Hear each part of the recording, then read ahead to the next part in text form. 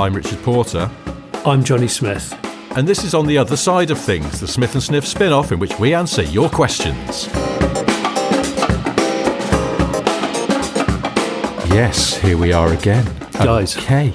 Listen, guys. Back for a Friday with some more of your questions. Questions from I'll the listeners. start with one from a listener called Eddie. Now, like many of our best questions, it seems, this one comes with a bit of a story attached. Eddie says, "Hello, fellow flautists. Just listened to your silty trombone podcast." So that was Monday before last. Awful. A fine example of the mark. I cackled like a loon throughout. In the cast, you mention a listener whose partner refers to you SSGs as scratch and sniff. My wife also refers to you thusly, or less charitably, "Oh no, not this pair of gobshites." Which brings me to what happened yesterday on the way home from work. But first, a bit of a backstory. At the weekend, I gave my brother a lift to Loughborough from Liverpool to pick up a Jeep Grand Cherokee (WJ) from 2003 (2.7 Mercedes diesel engine variant). Close brackets. How many brackets is he going for here? He's gone quite brackety, but it's okay. It was a sweet, sweet car with no underbody bran flakes. Upon payment, he realised that his online banking had shat himself, so found himself 2 hours from home with no way of paying the heavily tattooed man his £2,100. I stepped in and did the deal on the strength of my brother paying me back as soon as he was able. Once home, he paid me the £2,100 in cash. I rarely deal in cash these days and haven't the foggiest what to do with such a large wedge. Which brings me back to last night. I picked up my wife and she heard your strident tones in the car entertainment system.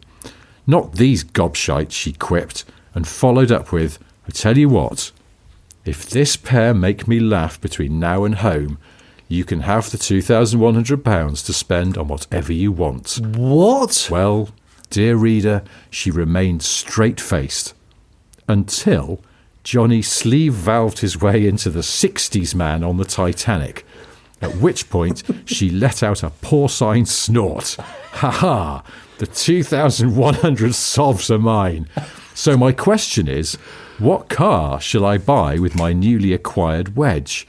My current shortlist is a Volvo XC70, Mitsubishi Delica Star Wagon, or something else. Your sweet, sweet advice would be appreciated. CMTMB, Eddie. Wow, Eddie, for a start, I'm so glad that we didn't let you down in that, because obviously you're fighting our corner there. Yeah. And a 60s person, if they could understand technology, they'd be streaming and thanking you now. Eddie, thank you so... What a lovely... Are you an Edward? Are you an... I used to know a lovely guy called Edward. You see, he had one of those queer motorcycles with a hand-shift gear lever.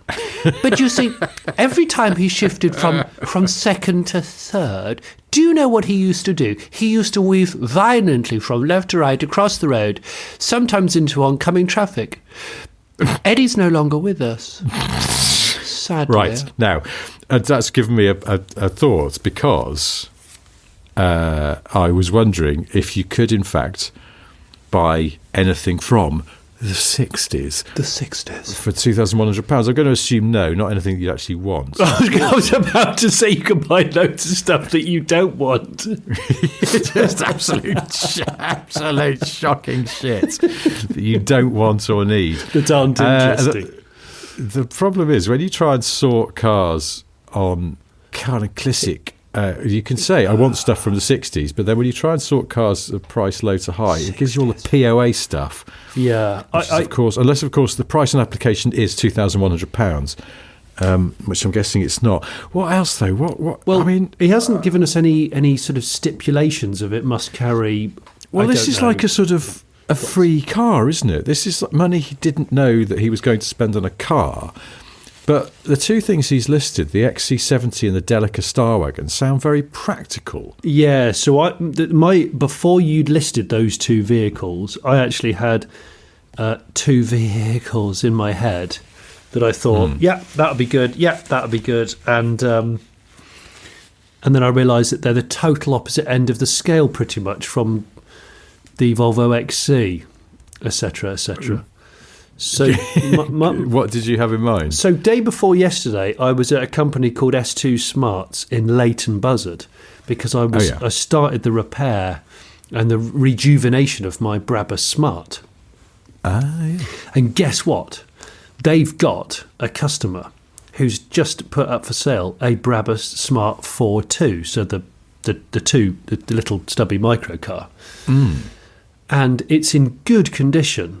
And I read a list of everything that it's had done and stuff like that, and it's for sale on their notice board for £2,100. No. Genuinely. And I went, wow, that's a really good price. And he went, yeah, it is. It's a very good car. We've looked after that for a while. And I went, bloody hell, that's good. So I would personally say, go and buy a Brabus, not just any old Smart, an appreciating one, a Brabus Smart 4.2 from S2 Smarts. They're not paying me to say that, because it's the exact amount of money that you've got. I mean, that's a spookily specific amount of money. It really is. And it is that. I promise you, I'm not making it up. It's 2.1K.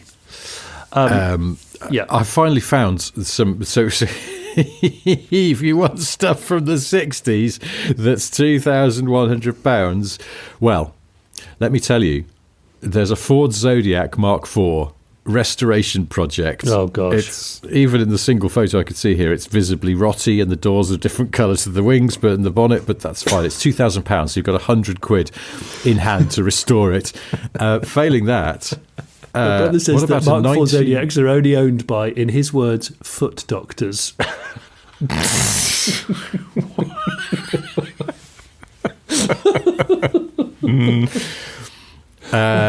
Now, if the Zodiac's not to your taste, then there's a 1968 Gilban Genie. Oh! 3-litre petrol. Now, it appears to have no glass whatsoever or any headlights. Come on. So it's only £2,000 though. So if you can source Gilban glass and headlights for £100, you are on. Hang on. So Gilban being a Welsh car manufacturer, what's Welsh for super lightweight, like Superleggera, but Welsh? Ooh. Maybe it's just Superleggera with two L's at the front. I don't know. But yes, you're right. This could be the Gilban. This car was taken off the road in 1977 for a respray that has never been finished. But you can say that again. That was almost 50 years ago, for Christ's sake. Bloody hell. Wow, okay. Right, so it's funny that you should mention Gilban, because my second choice was going to be, and it's not strictly from the 60s, it's more from the 70s. And that would be a Reliant Scimitar, because I actually think 2100 sheets would get you an actual fully running, driving, not terribly shit Reliant Scimitar, because they're still grossly underappreciated. Are you sure? No, I'm not sure, Richard. I mean, no. Yes, they are, but I don't know, are they that cheap? Probably. Well, they were last time. There's a very tidy looking one here for £4,000. It's got 100,000 miles in it. Listen, if I'm lying, hey, look, and they don't exist anymore, I'm just going to throw Rover P6 out there. You definitely could get a Rover P6, and that is 60s, and not crap. Worry about the rot. Hey, well, look, if you want something that's a Scimitar but not even remotely as attractive, then what about one of those 80s Scimitar SS1s? There's one here for £1,000. So Okay. you've got Eddie would have £1,100 to make this better. What I would say about those is they are undefeated trials car weaponry. Oh, yes. So if you were looking to go trialling, you could convert it to a trials car, and you could actually enter probably 3 trials all underneath the £2,000 bracket. So, and that is a lot of fun, Eddie. Let that be known. Otherwise, we'll even supply you with 12 stickers, Smith and Sniff stickers, to put on your trials car, so that you can tell the world that this is an S&S related S1, driven by an SSG. Sweet guy. I'm trying to... Oh, look at this. Now, hey, look, this is frigging spooky. I suddenly thought, what about just something fun? Forget practicality, something fun, sort of frivolous, two-seater, sporty, convertible perhaps. Mm-hmm. And I've always got a bit of a thing about those Mark III MR2s, the ones with no boot. Yeah, you like those, the froggy ones. Oh, yes, I really like them. And there's one here on Car and Classic. It's a 2002, it's a lovely blue colour. It looks factory, 94,000 miles, and the asking price is £2,100. Right, that sounds good. That sounds really good. It sounds really good. I think, Eddie, basically, we've been dwelling on your question for way longer than we normally would. Yes. We basically won you the money. Yes. So can you buy us an MR2 for 2,100 sheets? Yeah, it's a 2002, so it's the 6-speed as well. I mean, just get that. Okay, get it. Why not? Get it now. It's got a folder of history. Yeah. It's in Buckhurst Hill in Essex. It doesn't say where Eddie lives, but that's fine. I mean, it's not that far away. Unless Eddie lives in, Aberdeen. Yeah, that's right. Or Canberra. Yeah. But no, anyway, well, excellent. Eddie, let us know what you buy. Yeah. Thanks, Eddie. I've got a question here. A question. It says, Dear Jonny and Richard, you pair of sweet, sweet sleeved valves. I have a possible uninteresting story for you. Oh, I hope it is uninteresting. Whilst finishing your latest podcast, I pulled into a service station to grab a bottle of water out of the boot of my 23-plate 500E, in brackets 42,000 kilometres on the clock. Thanks for the details. As in the Fiat? It must be a Fiat 500E, yeah, not a Mercedes. Whilst getting back in my electric motor vehicle, well spelt, I noticed something rather strange. A company lease spec XC40 Volvo arriving on the car parking space quite violently. A man in a full suit stepped out, lit a cigarette, and proceeded to walk briskly towards a nearby bin. He then opened it and went through it with his bare hands, seemingly looking for some treasure, possibly a first edition vinyl single of Sade's Your Love Is King, or a photo album of steam-engined grot. After rummaging for a solid 45 seconds in this tall bucket of possible half-eaten sandwiches, empty single-use plastic coffee cups, and tissues filled with all sorts of secretions, he suddenly looked up and he gazed into the middle distance.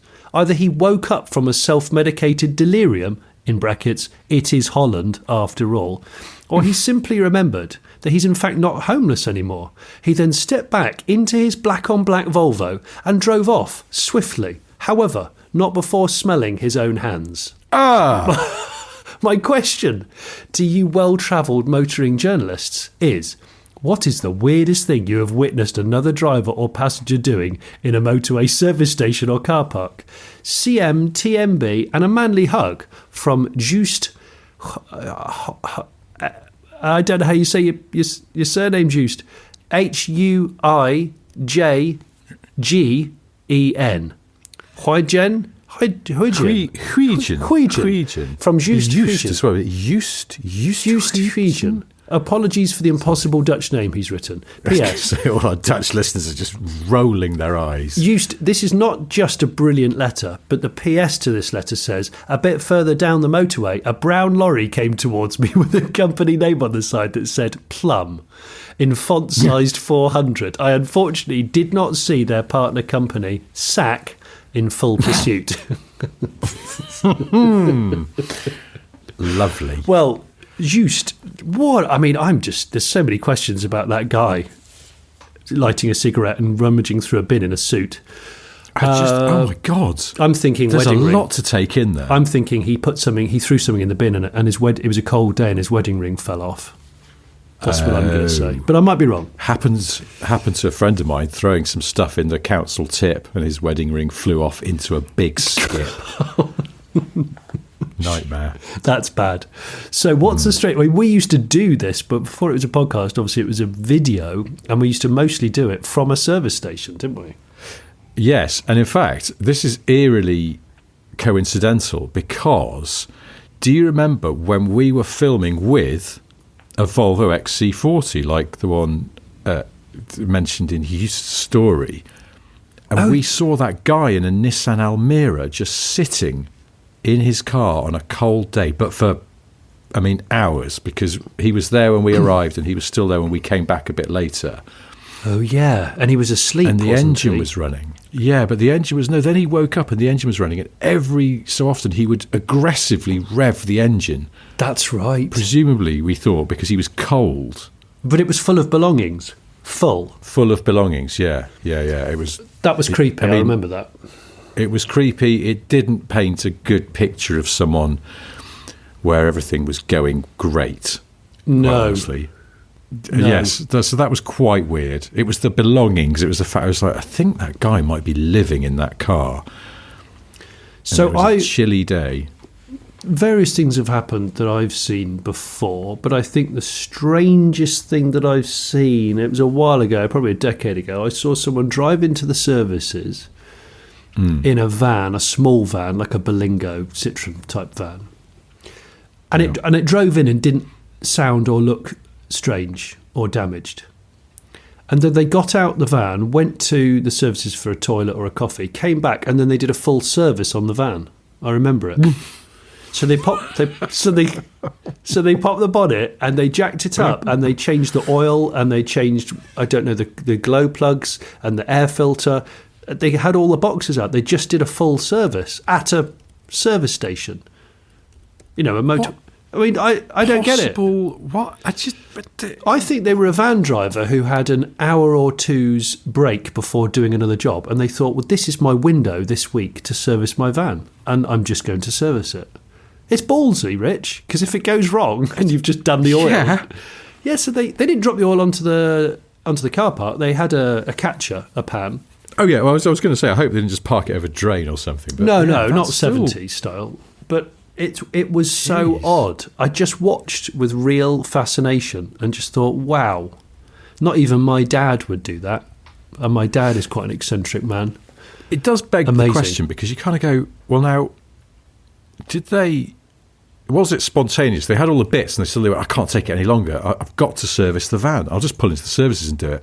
Or was it entirely premeditated, in which case, why? Are they one of these people who they knew the service light was going to come on any mile now? They bought the service kit and they put it in the back of the van and gone, oh, yeah, I'll just leave it in there. And then it pinged on that morning, and they're out of sheer paranoia, because maybe the van's a precious item for them. They just went, I've got to service it now. Got to do it now. Can't not do it. I chime with that because, like, for example, the other day I noticed from the tyre pressure monitoring system in my car that the tyre pressures weren't even. Yeah. And it was really bothering me, and I had to go. Well, actually, I didn't go straight to sort out the pressures. My home pump is broken. I need to get another one. So I knew I had to go to a garage. And I was like, I've just been driving there. The tyres will be a bit warmed up. I'll wait, and I'll go out when they're cold and do it when they're as cold as possible. But I couldn't relax. You're one of these strange people. I am. I've just realised I am one of those strange people. I can't relax and things like that until they're sorted. So I get this now. Yeah, he couldn't relax. This person couldn't relax until they'd done the oil change that the car said it needed. Or he's doing it old school on the mileage. And he went, 10,000 miles has elapsed. And as soon as it ticked over, he's like, I have to do it as soon as possible. I just have to. Well, I think that all of the above is a sensible, educated answer. Yeah. Have you got another question, or do you want me to? I have, yeah. I've got a really interesting one here from Tim Johnson. He says, good afternoon, SSGs. Sorry, just interesting use of a word here, which you'll see in a sec. I know you both have a bulb for some sweet, sweet mid-century architecture. Have a bulb. Cheers, Tim. I do absolutely love that era of architecture. It's my favourite. Yeah, so he says, have a gander at the attached. And he sent a link to Zillow, the American property website. And it's this place. You forwarded it to me. I'm looking at the pictures now. Yeah, look at those pictures. This is my gosh. 8 Sea Cove Drive in Rancho Palos Verdes, California. It is an exquisite example of the mid-century architectural mark. Overlooking the ocean. Yeah. I know. Ridiculous. And unsurprisingly, it ain't cheap. It's $8.8 million is what it's up for. 3 beds, 2 baths. 2,175 square feet. I never understand. American property ads always go big on the square footage. And I never understand it. My wife, when we were looking to buy a house, always about the square footage. And I'm like, it's not, when someone goes, oh, this car can do 180 miles an hour, you instantly go, that's quite quick. This car can do 104 miles an hour. That's not so quick. I understand the parameters. Square footage means nothing. If you went, this house is 47 billion square feet, I'd go, is it? Because it's a 2-bed terrace. But okay, if you say so. Anyway, we digress. It's a beautiful house. Are they going to sell it to us for 30 grand? Be nice if they would, but I'm going to guess they'll play hardball because it's overlooking the sea and everything. Anyway, Tim says, my question is, parked in front of this property, what car would adequately complement this modernist masterpiece in both 1959, when it was built, and in 2024, now it's up for sale? A car that needs understated elegance, renowned design, but also perhaps a touch of Marmite, given that modernism is not universally liked. I get that this premise is borderline dog eggs, given the visuals cannot be amply conveyed on a podcast, so you'll have to embellish as best you can with your linguistic flutery. Yours, Tim Johnson. Well, it's a fair point. This is a bit visual. But anyway, if you imagine absolutely classic Californian mid-century, this one's got very interesting sort of angled and peaked roof. Has it got a mono pitch, or is it a double pitch but it's very shallow pitch, almost a flat roof? I was wondering the same. I think it's double pitch but very shallow and coming to an elegant point at the end. It's got those brick separate chimney stacks that are very much a part of that style of architecture. Which I love. Absolutely love. Huge terrace, big floor-to-ceiling windows. Yeah. And it's overlooking the sea. Yeah. And the interior is fabulous as well because it's got, they sort of, those very elegant, like stepped effects. And everywhere, it looks like it's got lots and lots of natural light, as you'd hope. We'll share these pictures with our patrons. But we'll stick them on the socials, because it's beautiful. As you scroll down as well, I'll put the link to the ad if it's still there. Scroll down, there's some pictures of the house lit up at night, and it's just, it's got that... Is it gezellig is that Dutch word that means sort of cosy, but specifically it means the coziness that you see when you're looking in through someone's window at night and their curtains aren't drawn. You can see their house looks really cozy indoors because you're outside and they look cozy inside. Yeah, well, I get off on that when it's the sort of thing that actually, I don't mean in a weird way. I find it quite uplifting during winter months. I find it exciting, especially on the run-up to Christmas, like all of December. I love seeing people's cosy houses. Don't get me wrong, look, I'm not standing in people's front gardens being odd. Let's not be that. No, but if you have a window that overlooks a street and you leave your curtains open and your lights on, it's almost like the house equivalent of, flashing, isn't it? You want people to look, surely, or unless you just don't, you haven't realised. I think you're just forgetful, Rich. Frankly, maybe. But it's always like, I don't feel so guilty like glancing into someone's kitchen as I walk by because they've left the curtains open, and it's quite interesting to see what's in there. So this is American. So I'm going to, and you say you wanted to, and it is divisive. It is a type of architecture that is quite divisive. Yeah, but I just think that house is absolutely fabulous. I can't see who would not like it. I don't know. That's a very, very good point. I think if you're going to go really classy, go with the first generation Buick Riviera, the 63 or the 64. The 64 is actually nicer because I think the 63 didn't have covered up headlights, whereas the 64 had the clamshells.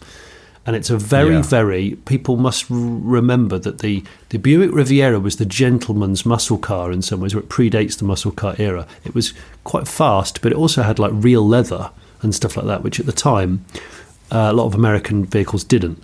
So I would do that, or I'd be inclined to put an Airstream. Airstream made motorhomes, not just caravans.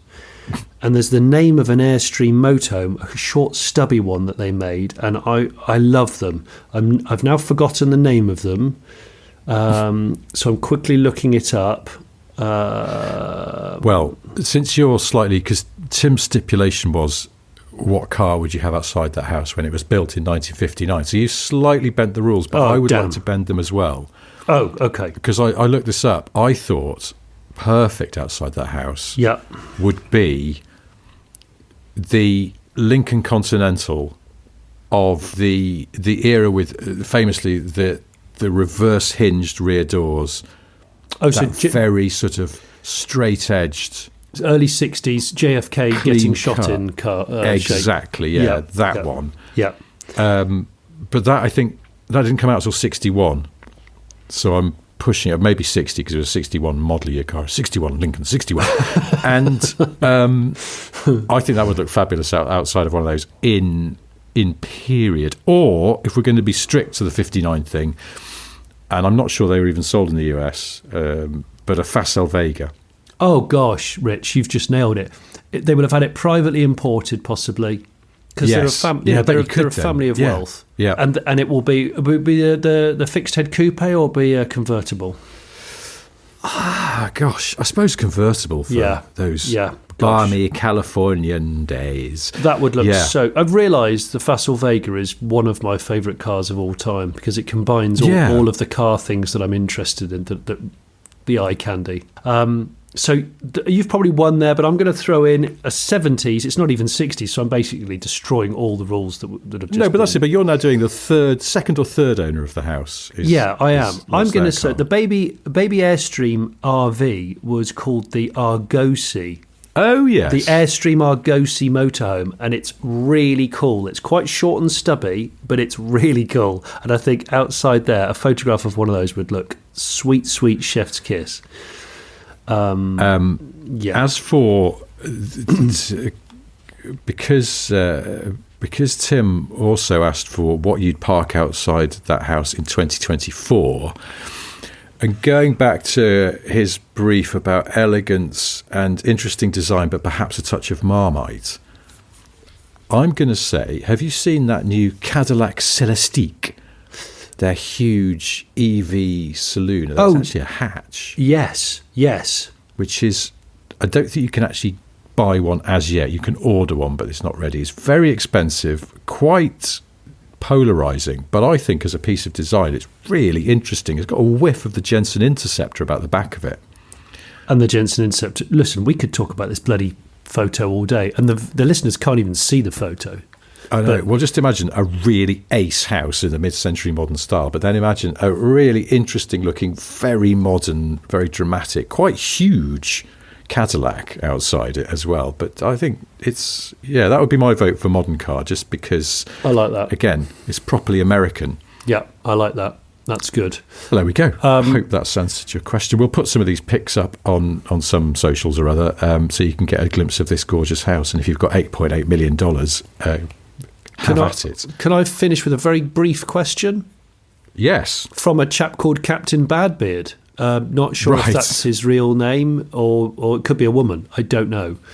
A lady captain with a bad beard. I was originally Lieutenant Badbeard, but worked my way up. Guys, I've got an Otosot question for Jonny. You've done a lot of barn finds on the YouTubes and all that. Do you have any advice on the best way to store a car for a long period of time to give it the best chance of being resurrected at a later date? I am asking for someone who might have to mothball a car in the near future. Oh, this is mysterious. That's a good question. All the best, and thanks for the ear updates. Right, Captain Badbeard, great question. I can keep this fairly brief. First things first, don't ever store a car with a handbrake on. It's a terrible idea.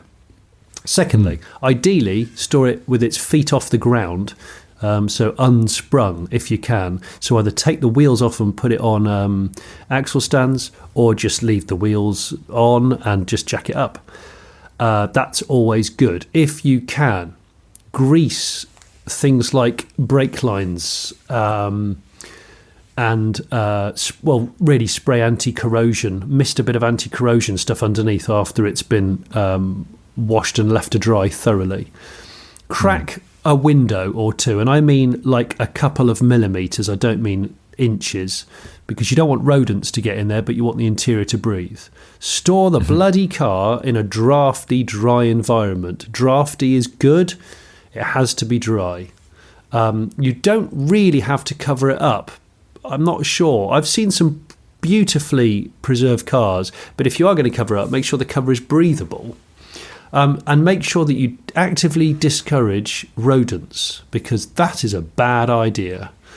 So either put anti-rodent stuff around the edges of the garage, or just make sure that nothing can crawl in under a door or through a gap in a panel or something like that. And take the battery off the car, and if you can, ideally, manually turn the engine over every few months, every quarter, say, if it's going in for really hardcore storage, and just liberally spray the engine bay with something like WD-40. I think that's about it. It's not that complicated. Good advice. Or do none of those things and just wait for Jonny to turn up in 30 years and get it out for you. You could do that, but I'd quite like you to do all those things and then call me, because it makes my life a lot less stressful, please. Okay.